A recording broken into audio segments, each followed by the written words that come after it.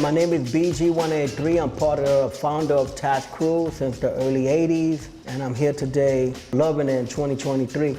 My name is Wilfredo Feliciano, aka Bio. I'm one of the members of Tats Cru, and I've been painting here in New York City since the early 1980s. I'm Nicer. I'm one of the founding members of Tats Cru. I've been painting since 1980 here in New York City, and I've traveled the world doing this. The original members was myself, Brim, Mac, and Bass. We met in junior high school. Then when I went to high school, I connected with Nicer and BG, and the rest of what became the crew. We all connected, and then we became a stronger unit at, maybe about 10, 12 of us at that time. And we all fed off of each other, like looking at each other's lettering, like, oh, try this. And we, as a crew, there was more strength, especially for back then, because it was a dangerous thing where you can go into a yard or a tunnel, and if you're outnumbered, guess what? They're taking your paint. I remember playing in the streets. I saw this train pass by with a name on it and a character. And I said to myself, wow, that's like a comic book cover.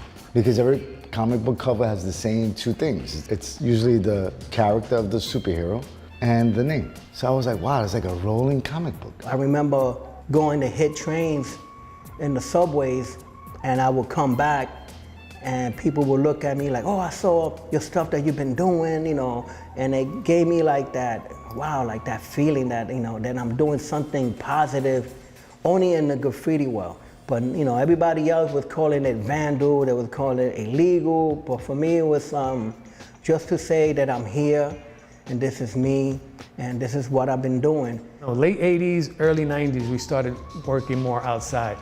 We were still doing like illegal walls and rooftops and highway like that. But the transition came about when like local landlords and store owners started approaching us saying, hey, you guys were painting over here. And we're like, no. They're like, yeah, I saw you, So we're like, what's up? And they're like, no, we want to pay you guys to do something because every time you paint, it goes untouched. That's how we got into the business side of it. We didn't know nothing about business. We didn't know what to charge. We didn't know how to do this. We were basically just winging it. And throughout the years, we've gotten better, hopefully. I think every mural that we did stands out because every mural has its own personality, because we don't want to do the same mural again and again and again, say we do plan A will be just words and letters. We like to mix it up. We do from A to Z. We do characters, we do background, we do stuff for kids. I love to do community scene. If they said they want me to paint this neighborhood, I will go and paint that neighborhood. I just look right across the street and I will paint. Like I did today, like with the 7, I just look at it and I just paint. I'm always trying to improve myself because it's always about competition and graffiti. If it wasn't for this art form and what we did here in New York City and what we birthed, and what we still carry and treasure, I wouldn't be the person I am today.